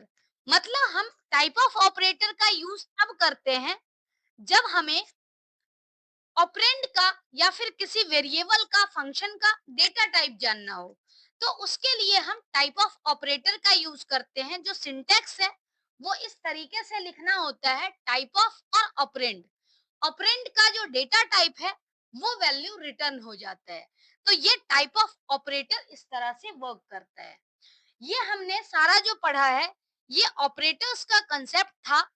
अब एक और चीज यहाँ पर है, टाइप ऑफ ऑपरेटर की जब हम बात करते हैं तो उसमें क्या है कि कुछ टाइप ऑफ ऑपरेटर का जो वैल्यू रिटर्न होता है प्रोग्राम में, एक्चुअली वो वैल्यू यहाँ पर लिखी गई है। जैसे अगर नंबर टाइप का होगा तो टाइप ऑफ ऑपरेटर के द्वारा जो स्ट्रिंग रिटर्न होगा वो होगा नंबर। मतलब जितना भी चीज है वो डबल कोटेशन मार्क में है। अगर डेटा स्ट्रिंग होगा तो टाइप ऑफ में स्ट्रिंग रिटर्न होगा। बुलियन के केस में बुलियन रिटर्न होगा। ऑब्जेक्ट के केस में ऑब्जेक्ट रिटर्न होगा। अगर डेटा टाइप फंक्शन है तो फंक्शन रिटर्न होगा। अनडिफाइंड के केस में अनडिफाइंड रिटर्न होगा। और जब नल है तो उस केस में ऑब्जेक्ट रिटर्न होगा। तो ये हमने पढ़ा कि टाइप ऑफ ऑपरेटर में डेटा का टाइप क्या होता है, टाइप ऑफ के द्वारा स्ट्रिंग क्या रिटर्न किया जाता है। तो ये कंप्लीट था कंसेप्ट ऑपरेटर्स के बारे में। अब एक बार हम लोग प्रोग्राम के थ्रू ओवरव्यू देख लेते हैं कि कैसे अरिथमेटिक ऑपरेटर काम कर रहा है। इसमें जो प्रोग्राम दिया गया है वो सिंपल HTML का प्रोग्राम है। और HTML में ही हम जानते हैं कि जावा स्क्रिप्ट को हम इंक्लूड करते हैं। तो स्क्रिप्ट टैग के बीच में जो यहाँ पर कोड लिखा गया है वो जावा स्क्रिप्ट का कोड है। हमने जिस टाइम में अरिथमेटिक ऑपरेटर पढ़ा था वहां भी हमने दो वेरिएबल यूज किए थे अरिथमेटिक ऑपरेटर के केस में। यानी हमें क्या करना है, यहाँ पर भी दो वेरिएबल डिफाइन कर देने हैं। एक वेरिएबल है a इक्वल टू 10, दूसरा वेरिएबल है b इक्वल टू 5। मतलब a और b हमने दो वेरिएबल डिफाइन कर दिए। अब यहाँ पर हम क्या कर रहे हैं, रिजल्ट कंप्यूट कर रहे हैं। यानी c equal to a plus b, मतलब a और b की वैल्यू यहाँ पर ऐड हो रही है और c में स्टोर हो रहा है। अब इस केस में हम देखें डॉक्यूमेंट डॉट राइट, और जब हम c की वैल्यू को प्रिंट कर रहे हैं तो c का एक्चुअल वैल्यू प्रिंट होगा। यानी 10 प्लस 5 15 प्रिंट होगा। उसके बाद हमने लिखा है document dot write B R. ये स्टेटमेंट लिखने से क्या होगा कि जो हमारा आउटपुट है वो नेक्स्ट लाइन में शिफ्ट हो जाएगा। यानी ब्रेक से क्या होता है, बीआर टैग से लाइन ब्रेक हो जाता है। मतलब अब जो अगला आउटपुट आएगा वो नेक्स्ट लाइन में आएगा। तो मतलब इस तरीके से हम पहले दो वेरिएबल डिफाइन किए, उसके बाद हम क्या कर रहे हैं, दोनों वेरिएबल को यूज करके रिजल्ट कंप्यूट कर रहे हैं और सी नाम के वेरिएबल में स्टोर करते जा रहे हैं। और कंप्यूट करने के बाद जैसे ही रिजल्ट कंप्यूट हो रहा है हम उसके रिजल्ट को प्रिंट कर रहे हैं। यानी हर जगह पर सी की वैल्यू जो है वो प्रिंट किया गया है।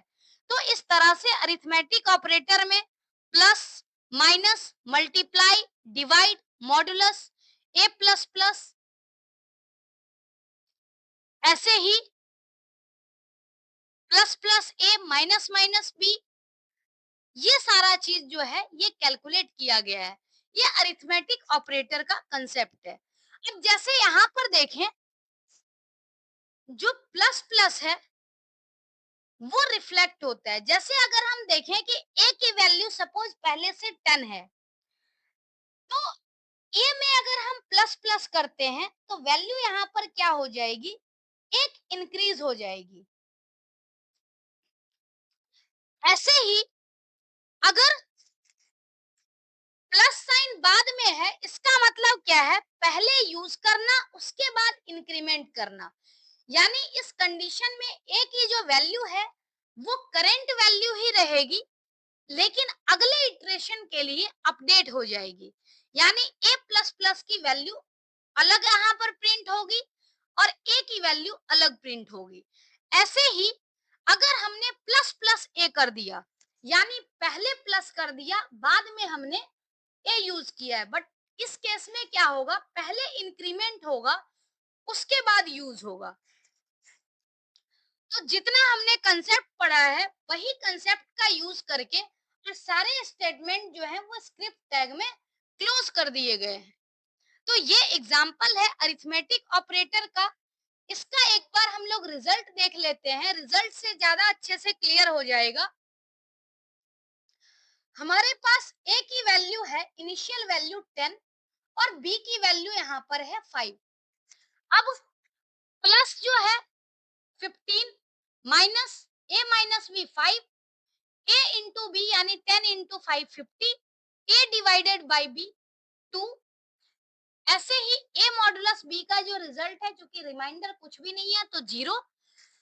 a plus plus, a plus plus का मतलब है कि पहले यूज करो उसके बाद इंक्रीमेंट करो, यानी a की वैल्यू a तो पहले लिखी हुई है, तो इस केस में क्या हो रहा है, पहले a जो है ये यूज हो रहा है, उसके बाद हम इसे इंक्रीमेंट कर रहे हैं। यानी a की वैल्यू इस टाइम में तो 10 ही थी, यानी जब हमने 10 को a को प्रिंट किया है इस केस में तो वैल्यू 10 ही प्रिंट हो रही है, लेकिन a की वैल्यू चेंज तो हो गई, यानी जो चेंज हुई है वो अगले इटरेशन में रिफ्लेक्ट हो रहा, मतलब वैल्यू हमारा 11 हो चुका था।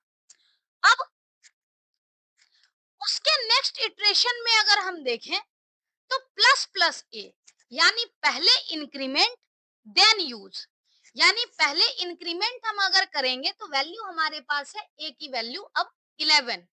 तो 11 से क्या है, इंक्रीमेंट हो गया 12 और उसके बाद हमने प्रिंट किया है तो यहाँ पर वैल्यू 12 प्रिंट हो गई।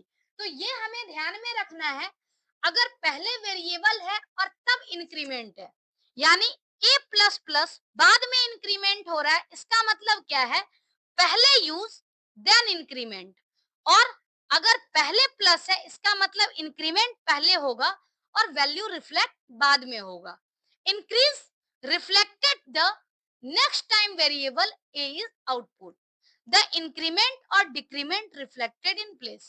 अब जैसे यहाँ पर b के केस में क्या है, तो b की वैल्यू 5 है, लेकिन चूंकि माइनस माइनस b है इसका मतलब पहले डिक्रीमेंट हो रहा है, तो डिक्रीमेंट पहले हो रहा है तो 5 में से डिक्रीमेंट होगा तो 4 होगा और 4 यहाँ पर रिफ्लेक्ट हो रहा है। तो इस तरीके से अरिथमेटिक ऑपरेटर वर्क करता है। नेक्स्ट अगर हम एग्जांपल देखें तो नेक्स्ट एग्जांपल है कंपैरिजन ऑपरेटर का। सेम लॉजिक यहाँ पर भी है जैसे हमने पढ़ा था, प्रोग्राम हम सेम तरीके से लिख रहे हैं। यहाँ पर भी वेरिएबल हमने लिया है a इक्वल टू 10 और b इक्वल टू 5। अब हम यहाँ से कंपेयर कर रहे हैं a double equal to b, तो इस केस में a और b की वैल्यू डिफरेंट है, इसलिए पहला फॉल्स, दूसरा यहाँ पे क्या है, ये ट्रू है। फिर अगर हम देखें a ग्रेटर देन b, तो इस केस में क्या होगा, क्योंकि a ग्रेटर देन b ये वैल्यू ट्रू है तो मतलब इस केस में वैल्यू ट्रू हो जाएगी। अब जैसे यहाँ पर किया हुआ है a डबल इक्वल टू 1, मतलब एक जगह न्यूमेरिक है और एक जगह क्या है, स्ट्रिंग है, तो न्यूमेरिक और स्ट्रिंग कभी बराबर नहीं हो सकती है। तो इसका हमें इस कंसेप्ट का भी ध्यान में रखना है। जब हम इसका आउटपुट देखेंगे तो इस तरीके से जैसे यहाँ पर दिया गया है, पहला फॉल्स है, उसके बाद नॉट इक्वल टू है तो यहाँ पर भी वैल्यू ट्रू आ रहा है। दूसरे केस में क्या है, a ग्रेटर देन b, तो इस केस में भी ट्रू आ रहा है। उसके बाद है the value of a equal to, मतलब 1 और इक्वल टू 1 है, तो इक्वल टू जो है, डबल इक्वल टू का मतलब है कि सिर्फ हमें वैल्यू को कंपेयर करना, तो चाहे स्ट्रिंग हो या फिर न्यूमेरिक हो वैल्यू तो सेम है ही, इसका मतलब क्या है, 1 = 1, यानी ये वैल्यू ट्रू है, चाहे डेटा टाइप सेम है या फिर नहीं है। लेकिन अगर 3 टाइम्स इक्वल टू आ जाए, इसका मतलब क्या है, हमें इक्वल टू भी चेक करना है और साथ साथ इसका डेटा टाइप जो है ये भी सेम होना चाहिए। तो अगर हम इस केस में देखें तो 1 = 1 है, इसका मतलब 1 = 1 वैल्यू तो मैच कर रही है, लेकिन इसका डेटा टाइप मैच नहीं कर रहा है। पहला है न्यूमेरिक वैल्यू, दूसरा है स्ट्रिंग वैल्यू, यानी 3 = 2 के केस में वैल्यू फॉल्स हो रहा है। तो ये चीज हमें देखना है। अगर 3 साइन होंगे तो उस केस में हमें वैल्यू के साथ साथ डेटा टाइप को भी कंपेयर करना है।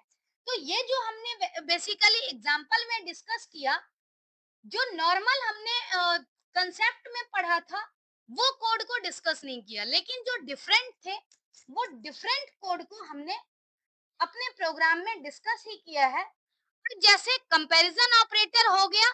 नेक्स्ट अगर हम देखें लॉजिकल ऑपरेटर की, तो लॉजिकल ऑपरेटर जैसे हम पढ़ते हैं सेम उसी तरीके से लॉजिकल ऑपरेटर है। जैसे यहाँ पर 0 और 5, अब 0 यहाँ पर क्या है, 0 फॉल्स होता है और दूसरी 5 जो है वो ट्रू होती है। तो एंड के केस में क्या है, अगर एक भी वैल्यू 0 हो, इसका मतलब फाइनल आउटपुट भी 0 होता है। लेकिन और के केस में अगर 0 हो जाए तो फाइनल आउटपुट क्या होता है, नॉन जीरो नंबर होता है। नेक्स्ट अगर हम देखें, दो नॉन जीरो वैल्यू है और एंड का केस है, तो एंड के केस में सेकेंड नंबर आउटपुट होता है, यानी 3 और 5, तो सेकेंड नंबर आउटपुट हो गया 5। इसी तरीके से अगर हम 3 और 5 लिखते हैं तो और के केस में क्या होता है, पहला रिजल्ट जो है, पहला यहाँ पर आउटपुट आता है। उसके बाद यहाँ स्टेटमेंट दिया गया है 4 > 2, तो 4 > 2 तो ट्रू है, बट 4 < 2 जो है वो फॉल्स है। तो एंड के केस में अगर एक ट्रू हो जाए एक फॉल्स हो जाए तो रिजल्ट हमेशा फॉल्स होता है। ऐसे ही और के केस में क्या होता है, अगर एक भी ट्रू हो जाए तो रिजल्ट ट्रू हो जाएगा। जैसे अगर हम यहाँ पर देखें, वैल्यू जो है 5 < 2, 5 < 2 यानी ये ट्रू हो गया। 2 < 2, 2 < 2 ट्रू नहीं है, ये है फॉल्स। अब और के केस में क्या है, जो टी है यानी ट्रू, अगर एक भी ट्रू होगा तो रिजल्ट यहाँ पर क्या होगा, ट्रू। ऐसे ही अगर हम कंपेयर करें तो 4 < 2 मतलब ये बिल्कुल सेम था, सिर्फ हमने क्या कर दिया, इसमें नॉट लगा दिया है, तो फॉल्स वाला यहाँ पर ट्रू हो गया। और यहाँ पर भी सेम स्टेटमेंट है ये वाला, इसमें हमने नॉट लगाया तो ट्रू का फॉल्स हो गया। तो ये जो हमने कंसेप्ट पढ़ा था लॉजिकल ऑपरेटर का, सेम कंसेप्ट है, इसमें प्रोग्राम में अलग से कुछ नहीं है। अगर हमने एचटीएमएल प्रोग्राम पढ़ा है तो एचटीएमएल प्रोग्राम जैसा ही ये भी जावास्क्रिप्ट का प्रोग्राम है। डिफरेंस क्या है, तो यहाँ पर स्क्रिप्ट टैग के अंदर सारी चीजें लिखी है। दूसरा एक और चीज हमें ध्यान में रखना है कि आउटपुट स्टेटमेंट में जब कभी हम डबल कोटेशन मार्क में लिखते हैं तो वो एज इट इज प्रिंट होता है आउटपुट स्क्रीन पर। तो इसलिए क्या है, डबल कोटेशन मार्क में जो भी चीजें लिखी हुई है एज इट इज स्क्रीन पर आपको दिख रही होगी। और बी आर टैग से क्या हो रहा है, लाइन चेंज हो रहा है आउटपुट का। अदरवाइज जो लॉजिक है ऑपरेटर का वो हमने ऑलरेडी पहले पढ़ लिया है। ऐसे ही अगर हम देखें असाइनमेंट ऑपरेटर को, तो असाइनमेंट ऑपरेटर में भी सेम केस है। लॉजिक हमने ऑलरेडी डिटेल में पढ़ा हुआ है। इसी तरीके से असाइनमेंट ऑपरेटर भी वर्क करता है। अगर हम इसका आउटपुट देखें तो सेम ऐसे ही है, ए की वैल्यू 10 और बी की वैल्यू 5। तो 10 और 5 से कैलकुलेशन यहाँ पर होकर के ये रिजल्ट आ रहा है। अब ये तो हमने देखा ऑपरेटर के डिफरेंट टाइप्स, सबका एग्जाम्पल देखा था और बाद में प्रोग्रामिंग का भी ओवरव्यू हमने लिया। अब मोस्ट इंपॉर्टेंट थिंग जो रहता है इस चैप्टर का वो है ऑपरेटर प्रेसिडेंस एंड एसोसिएटिविटी। अगर हमें कोई एक्सप्रेशन दिया जाए तो उस एक्सप्रेशन को इवेलुएट करने के लिए हमारे पास दो कंसेप्ट होता है, एक प्रेसिडेंस का और एक एसोसिएटिविटी का। प्रेसिडेंस का मतलब है कि किसी ऑपरेटर की प्रायोरिटी, यानी कौन सा ऑपरेटर पहले इवेलुएट होगा और कौन सा ऑपरेटर बाद में इवेलुएट होगा।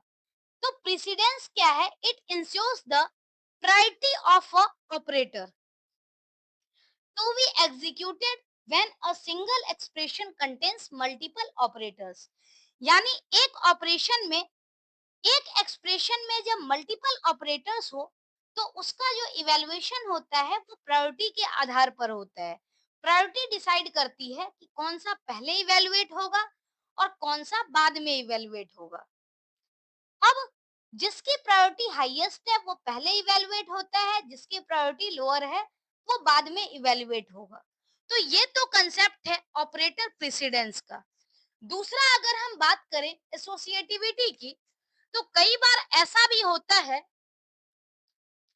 कि दो ऑपरेंड का, ऑपरेटर का जो प्रेसिडेंस है वो सेम हो जाता है। तो ऐसे केस में हम एसोसिएटिविटी को देखते हैं और associativity either left to right होता है या फिर राइट टू लेफ्ट होता है।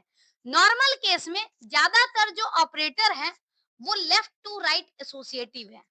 कुछ ही ऑपरेटर ऐसे हैं जो कि राइट टू लेफ्ट एसोसिएटिव हैं।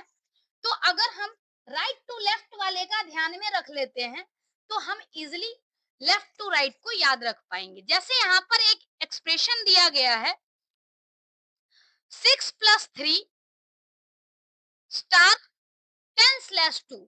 अब इस केस में क्या है, मल्टीप्लाई और डिवाइड की प्रायोरिटी सेम है। तो हम जानते हैं कि जो मल्टीप्लाई और डिवाइड है दोनों लेफ्ट टू राइट एसोसिएटिव है। तो लेफ्ट टू राइट एसोसिएटिव के केस में क्या होता है, जो पहले आया यानी जो पहले लेफ्ट में आया वो पहले इवेलुएट होगा और बाद वाला बाद में इवेलुएट होगा।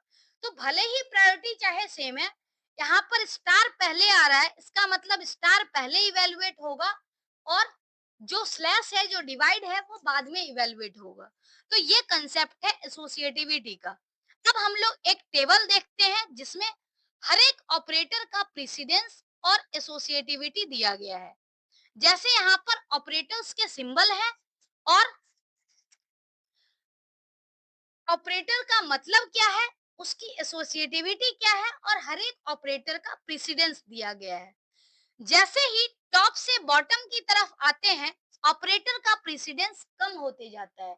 यानी जो ऑपरेटर आपको पहले दिख रहा है वो ऑपरेटर पहले इवेलुएट होगा और जो ऑपरेटर बाद में दिख रहा है वो ऑपरेटर बाद में इवेलुएट होगा। तो इस तरीके से हमें ऑपरेटर को इवेलुएट करना है, सबकी प्रायोरिटी दी गई है। और उसके बाद अगर हम यहाँ पर देखें तो हर एक ऑपरेटर की एसोसिएटिविटी है।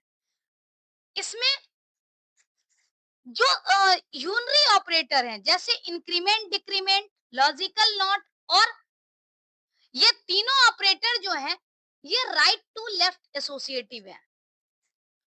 उसके अलावा सारा एक्सपोनेंट जो है, एक्सपोनेंट भी राइट टू लेफ्ट एसोसिएटिव होता है। मतलब increment, decrement operator, logical not और एक्सपोनेंट, इसके साथ साथ एक असाइनमेंट ऑपरेटर भी होता है जो कि राइट टू लेफ्ट एसोसिएटिव होता है।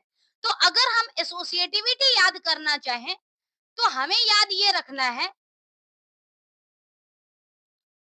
Increment, decrement operator, exponent operator, logical not और असाइनमेंट ऑपरेटर। ये सारे जो ऑपरेटर हैं ये राइट टू लेफ्ट एसोसिएटिव है, जैसे ये राइट टू लेफ्ट। इसके अलावा असाइनमेंट जो है वो राइट टू लेफ्ट है, बाकी सारे लेफ्ट टू राइट हैं। यानी राइट टू लेफ्ट में क्या होता है, जो बाद में आया वो पहले इवेलुएट होता है, लेकिन left to right normal situation है। इसमें क्या है, जो ऑपरेटर पहले आ गया यानी लेफ्ट में आया वो पहले इवेलुएट होगा और राइट वाला बाद में इवेलुएट होगा। तो ये कंसेप्ट है एसोसिएटिविटी का। हमने प्रायोरिटी देख ली कि कौन सा ऑपरेटर है उसकी प्रायोरिटी हाईएस्ट है और किसकी लोएस्ट है। जैसे यहाँ पर टॉप से बॉटम की तरफ जैसे ही आते जाएंगे इसकी प्रायोरिटी जो है ये कम होती जाती है। तो ये प्रेसिडेंस टेबल एज सच इसमें कुछ समझने वाली चीज नहीं है। हमें ऑपरेटर प्रेसिडेंस और एसोसिएटिविटी पता होना चाहिए, तब जाकर के हम इसे क्या कर सकते हैं, इवेलुएट कर सकते हैं। तो कोई भी एक्सप्रेशन जिसमें मल्टीपल ऑपरेटर्स दिए गए हों, तो पहला काम होता है प्रायोरिटी चेक करना, यानी प्रेसिडेंस देखना। प्रेसिडेंस के अकॉर्डिंग हम इवेलुएट करते हैं और जब मल्टीपल ऑपरेटर का प्रेसिडेंस मैच हो जाए तो उस केस में हम उसकी एसोसिएटिविटी को देखते हैं और जैसी एसोसिएटिविटी होती है उसके अकॉर्डिंग हम उसे इवेलुएट करते हैं। तो ये जो कंसेप्ट था ये ऑपरेटर्स का कंसेप्ट था। जावा स्क्रिप्ट में कुछ इनबिल्ट फंक्शन होता है। इनबिल्ट फंक्शन का मतलब है कि ऐसा फंक्शन जो जावा स्क्रिप्ट के अंदर ऑलरेडी डिफाइंड है और हमें उसका directly as it is use करना होता है। ऐसे फंक्शन को हम इनबिल्ट फंक्शन या फिर बिल्ट इन फंक्शन कहते हैं। मतलब इस फंक्शन को यूज करने के लिए हमें अलग से कुछ भी करने की जरूरत नहीं होती है, कोई फंक्शन क्रिएट नहीं करना होता है, हम एज इट इज इस फंक्शन का अपने प्रोग्राम में यूज कर सकते हैं। पहला फंक्शन है पार्सिंट। अगर हम पार्सिंट फंक्शन की बात करें तो पार्सिंट फंक्शन का मतलब है कि कोई भी इसका जो काम है वो यही है कि कोई भी डेटा टाइप में अगर वैल्यू होगा तो उसे इंटीजर में कन्वर्ट कर देना। जैसे this function converts a string into an integer. वो इंटीजर हम किसी भी डेटा टाइप से कन्वर्ट करेंगे। जैसे क्या है कि अगर इस केस में कोई पर्टिकुलर वैल्यू दे दी जाए जो कि फ्लोट टाइप का हो, तो फ्लोट टाइप के वैल्यू को जब इंटीजर में कन्वर्ट किया जाएगा तो उस केस में क्या है, जो फ्लोट पॉइंट के बाद की वैल्यू होगी वो डिस्कार्ड हो जाएगी। इस केस में क्या है, this function converts a string into an integer यानी कि होल नंबर में based on the specified radix. The radix is optional, by default it is 10। जैसे कई बार ऐसा भी होता है कि कंप्यूटर में हम लोग डिफरेंट टाइप के नंबर सिस्टम का यूज करते हैं। तो जब नंबर सिस्टम स्पेसिफाइड होता है तो उस केस में पार्स इंट या फिर कोई भी फंक्शन जो है वो डिफरेंट रिजल्ट जनरेट करता है। लेकिन बाय डिफॉल्ट हम ये मान करके चलते हैं कि जो नंबर है वो बेस 10 का है। बेस 10 यानी डेसिमल नंबर जिसका बेस 10 होता है, मतलब इसमें हम 0 टू 9 तक का डिजिट यूज करते हैं। तो इसके लिए यहाँ पर रेडिक्स की बात की गई है। बाय डिफॉल्ट हम ये मानते हैं कि जितना भी न्यूमेरिक वैल्यू है, सब न्यूमेरिक वैल्यू जो हम डेली लाइफ में यूज करते हैं, मैथमेटिकल वैल्यू, वही वैल्यू दी गई है। If the first character of the string can not be converted to a number, it will return a NaN यानी नॉट अ नंबर। अब जैसे इस केस में क्या है, हम पार्स इंट का यहाँ एग्जांपल देखेंगे। फर्स्ट है पार्स इंट 20। पार्स इंट 20 इस केस में क्या होगा, ये रिटर्न करेगा 20। तो हमने डबल कोट्स में लिखा है, तो डबल कोट्स में जो भी नंबर होता है या कोई भी चीज होगी डबल कोट्स में स्ट्रिंग के रूप में ट्रीट किया जाता है। अब ये 20 जब इंटीजर में कन्वर्ट होगा तो रिटर्न क्या करेगा 20, क्योंकि एज इट इज वैल्यू जो है वो इंटीजर ही है। पार्स इंट यही तो करता है कि जो भी डेटा होगा चाहे वो किसी भी डेटा टाइप का हो उसे किस में कन्वर्ट कर देता है, तो इंटीजर में कन्वर्ट कर देता है। दूसरा है पार्स इंट 34.12। अब 34.12 इसे कैसे कन्वर्ट करना है, तो पॉइंट के बाद 12 है, इसका मतलब क्या है पॉइंट की वैल्यू डिस्कार्ड हो रही है और इंटीजर यहाँ पर वैल्यू आ रहा है 34, मतलब इस केस में भी इंटीजर में कन्वर्ट हो गया। नेक्स्ट है पार्स इंट, और ये स्ट्रिंग वैल्यू है पार्स इंट 20 पेंस। तो एज इट इज जो स्ट्रिंग है वो पूरी तरह से कन्वर्ट नहीं हो सकती, क्योंकि यहाँ पर 20 है और पेंस है, मतलब एडजेक्ट फर्स्ट कैरेक्टर यहाँ पर न्यूमेरिक नहीं, न्यूमेरिक है, लेकिन बाद का कैरेक्टर न्यूमेरिक नहीं है। तो इस केस में जो इंटीजर में कन्वर्ट होगा वो न्यूमेरिक वैल्यू कन्वर्ट हो जाएगा और स्ट्रिंग का कोई काम नहीं है यहाँ पर, मतलब इस केस में भी 20 रिटर्न हो रहा है। फोर्थ केस जो हम देख रहे हैं पार्स इंट का, तो इस केस में क्या हो रहा है, स्टार्टिंग वैल्यू जो है वो स्टार्टिंग में वैल्यू स्ट्रिंग दे रखी है, तो चूंकि स्ट्रिंग नंबर में कन्वर्ट नहीं हो सकता है तो इसलिए इस केस में जो रिजल्ट आ रहा है वो आ रहा है नॉट अ नंबर, यानी NaN। यानी पार्स इंट जो है वो हर एक डेटा टाइप को इंटीजर में कन्वर्ट कर रहा है। फर्स्ट केस में 20 इंटीजर है ऑलरेडी, रिजल्ट 20 आ रहा, उसके बाद 34.12 का रिजल्ट 34 आ रहा है। 20 पेंस में चूंकि स्ट्रिंग तो है लेकिन स्टार्टिंग वैल्यू इसकी न्यूमेरिक है, तो स्टार्टिंग वैल्यू रिटर्न हो गया और ये न्यूमेरिक वैल्यू 20 रिटर्न कर रहा है। ऐसे ही लास्ट में पेंस चूंकि स्ट्रिंग है ये कन्वर्ट नहीं हो सकता इंटीजर में, तो इस केस में वैल्यू जो आ रहा है वो आ रहा है NaN। तो पार्स इंट इसी तरीके से काम करता है। नेक्स्ट है पार्स फ्लोट, यानी पार्स फ्लोट फंक्शन क्या करता है, किसी भी नंबर को या डेटा को फ्लोट में कन्वर्ट कर देता है। It accepts the string and convert it into a floating point number. मतलब क्या है, स्ट्रिंग एक्सेप्ट करता है और उसे फ्लोटिंग पॉइंट नंबर में कन्वर्ट कर देता है। If the string does not contain a numerical value or if the first character of a string is not a number, it returns NaN। यानी इस केस में भी क्या होता है, जब अगर कोई वैल्यू स्ट्रिंग दी जाए और स्ट्रिंग के स्टार्टिंग में न्यूमेरिक वैल्यू ना हो तो उस केस में NaN होगा, या फिर न्यूमेरिक वैल्यू हो ही नहीं तो उस केस में भी जो वैल्यू आएगा पार्स फ्लोट का वो NaN होगा।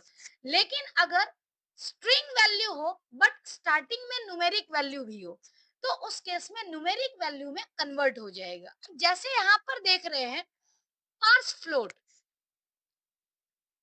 पार्स फ्लोट चूंकि इंटीजर है ये स्ट्रिंग है, और स्ट्रिंग जब इस तरह से कन्वर्ट हो रहा है तो इसकी वैल्यू आ रही है 65, क्योंकि न्यूमेरिक वैल्यू नहीं है जो कि फ्लोट में एज इट इज चेंज हो जाएगा। उसके बाद 65.33 ये स्ट्रिंग में है, ये पॉइंट में आ रहा है। नेक्स्ट अगर हम बात करें तो स्ट्रिंग वैल्यू है 14 इंच। अब इसमें भी इंच तो चूंकि न्यूमेरिक वैल्यू नहीं है तो इसलिए रिजल्ट क्या आएगा, सिर्फ 14 आएगा। और नेक्स्ट जो पार्स फ्लोट है इस केस में क्या होता है, क्योंकि स्टार्टिंग वैल्यू जो है स्टार्टिंग में न्यूमेरिक वैल्यू नहीं है तो एज इट इज नंबर में कन्वर्ट नहीं हो सकता है, इसीलिए इसका जो रिजल्ट है वो आता है NaN। पार्स फ्लोट जो है उसका भी हमने वर्किंग देख लिया। पार्स फ्लोट में भी यही ध्यान रखना है कि अगर हमारे पास पॉइंट में स्ट्रिंग दे रखी हो तो रिजल्ट स्ट्रिंग में आएगा, अदरवाइज सिर्फ न्यूमेरिक हो या फिर स्ट्रिंग हो तो स्ट्रिंग वैल्यू जस्ट एक होल नंबर उसमें कन्वर्ट हो जाती है। नेक्स्ट है value of. Value of method क्या करता है? This method returns a number of a given variable. मतलब किसी वेरिएबल को अगर हम डिफाइन करते हैं तो उसकी जो भी वैल्यू है वो वैल्यू रिटर्न हो जाती है। जैसे यहाँ पर हमने डिफाइन कर दिया वेर x इक्वल टू 123, यानी x जो वेरिएबल है उसकी वैल्यू हमने दे दी है 123। तो ये वैल्यू ऑफ मेथड जो है वो इसकी वैल्यू को रिटर्न करता है। जैसे हमने x डॉट वैल्यू ऑफ लिख दिया, क्योंकि x यहाँ पर क्या है, वेरिएबल है, और इसकी हमने जब वैल्यू ऑफ कर दी है, मतलब वैल्यू ऑफ फंक्शन हमने रिटर्न कर दी लिखा है, तो इसका वैल्यू क्या आ रहा है, जो वेरिएबल की वैल्यू है, यानी 123।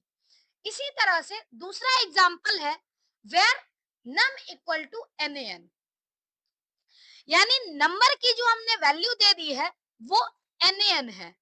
अब इस केस में जब हम नम डॉट वैल्यू ऑफ करते हैं तो चूंकि हमने NaN डिफाइन ही किया है, तो इस केस में नम की जो वैल्यू आती है वो आएगी यहाँ पर NaN। तो ये था तीसरा बिल्ट इन फंक्शन। नेक्स्ट है NaN। इस NaN क्या करता है, ये मेथड चेक करता है कि जो गिवन आर्गुमेंट है वो नंबर है या नहीं है। तो अगर नंबर होगा तो इस केस में क्या करेगा, वैल्यू, चूंकि नॉट अ नंबर चेक कर रहे हैं तो नॉट अ नंबर नहीं होगा तो रिजल्ट ट्रू रिटर्न करेगा, और अगर नॉट अ नंबर होगा तो इस केस में रिजल्ट फॉल्स रिटर्न होगा। अब हम पहला एग्जांपल जो हम देखते हैं इज NaN, तो इज NaN के केस में क्या हो रहा है, यहाँ पर चेक हो रहा है कि जो बॉटल्स है वो क्या नॉट अ नंबर है। तो हम इजिली कह सकते हैं ये न्यूमेरिक वैल्यू तो है ही नहीं, नॉट अ नंबर है, मतलब इस केस में रिजल्ट आ रहा है ट्रू। दूसरा क्या है, एग्जाम्पल डॉक्यूमेंट डॉट राइट और इज NaN, तो चाहे वैल्यू पॉजिटिव हो या निगेटिव हो, अगर न्यूमेरिक होगी इसका मतलब वो वैल्यू नॉट अ नंबर तो है ही नहीं। तो जब नॉट अ नंबर होगा, नॉट अ नंबर नहीं होगा, तो इस केस में रिजल्ट यहाँ पर आ रहा है फॉल्स, क्योंकि ये वैल्यू जो है वो नंबर है, तो नंबर है इसीलिए ये फॉल्स आ रहा है। नेक्स्ट है document dot right is NaN और 13/12/2024। तो इस केस में क्या हो रहा है, जब 13/12/2024 हम देख रहे हैं तो ये एक डेट है, न्यूमेरिक वैल्यू नहीं है। तो न्यूमेरिक वैल्यू नहीं है और हम यही चेक कर रहे हैं कि न्यूमेरिक वैल्यू है या नहीं है। तो न्यूमेरिक वैल्यू नहीं है इसका मतलब क्या है, नॉट अ नंबर। तो नॉट अ नंबर के केस में रिटर्न क्या आ रहा है, ट्रू। इसी तरह से लास्ट एग्जांपल है इज NaN और वैल्यू दी हुई है -67। तो चूंकि भले ही वैल्यू माइनस में है लेकिन तब भी क्या है, ये एक न्यूमेरिक वैल्यू है। तो इस केस में हम क्या करेंगे, चूंकि न्यूमेरिक वैल्यू है, नॉट अ नंबर वाला केस तो फेल हो गया, इसका मतलब क्या है, ये वैल्यू फॉल्स रिटर्न करेगा। तो ये जो NaN का कंसेप्ट है बेसिकली इसमें यही है कि हम जो आर्गुमेंट पास करते हैं उसे चेक करते हैं कि नंबर है या नहीं है। अगर नंबर होगा तो वैल्यू फॉल्स आ जाएगी, क्योंकि हम नॉट अ नंबर चेक कर रहे हैं। तो नॉट अ नंबर चेक कर रहे हैं और न्यूमेरिक वैल्यू आ जाएगी, चाहे वो पॉजिटिव हो या नेगेटिव हो, तो उस केस में रिजल्ट फॉल्स आता है। लेकिन अगर हम नॉट अ नंबर चेक कर रहे हैं और वैल्यू हमें नॉट अ नंबर ही दिख रही है, तो उस केस में वैल्यू का जो रिजल्ट होगा वो ट्रू होगा।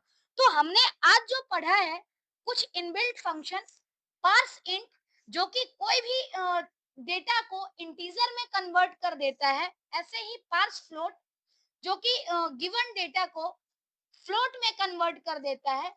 वैल्यू ऑफ, इसका यूज करके हम क्या करते हैं, किसी भी वेरिएबल की वैल्यू को हम प्रिंट करा सकते हैं, और इस NaN से हम चेक कर सकते हैं कि given number not a number है या नहीं है। तो ये चार हमने इनबिल्ट फंक्शन देखा जावा स्क्रिप्ट में। आज के लिए इतना ही। Thank you so much.